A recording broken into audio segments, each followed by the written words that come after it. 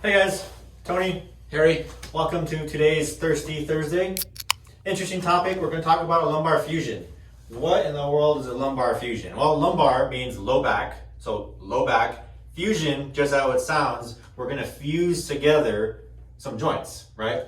Typically, what they'll do, if you want to zoom in here, they'll remove this part here, this part and this part, that part, and they'll insert some rods essentially, screw them in, and that way it prevents the motion at this joint. sometimes they'll put some cages in here that they fill with material. There's a couple of different ways that they can do the surgery, but the end result is all the same, that this bone on this bone does not move anymore. So there is just no movement, and if movement was the pain generator, then the pain hopefully will be gone. Now, this is a pretty involved surgery.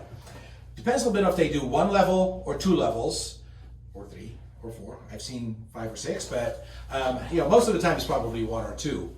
When they do that, that will change a little bit on the precautions afterwards. But regardless, they will protect that surgery for a while. And some surgeons will do 6 weeks, some of them will do 3 months. That you may be in a brace. Sometimes a really hard brace from all the way up here to down there. Sometimes it's more belt-wise. Again, depends on the doctor, depends on how many levels of fusion and how delicate it was. But you're definitely going to have some restrictions after the surgery, right? Yeah, definitely. What you wouldn't do per se is bend forward really significant or far down or bend backwards in these extreme positions. They're going to teach you how to get out of bed. Sounds simple enough, but there's actually a technique. Instead of sitting up out of bed, instead of sitting up like we normally do, they'll teach you how to do like a log roll instead, where you roll and then you sit. And one of the easy exercises to do without equipment is walk, simple walking. And that's probably the best thing to do for starting rehab for lumbar fusion, wouldn't you say? Some of the doctors, that's just what they want you to do. Like 6 weeks only walking, or 3 months only walking. They don't really want you to do a lot of exercises. Personally, I think it's okay to do some exercises, to at least do some stretching and maybe start working a little bit on core muscles. But it really is up to your doctor what protocol he wants to use. Some of them are just more conservative than other ones are.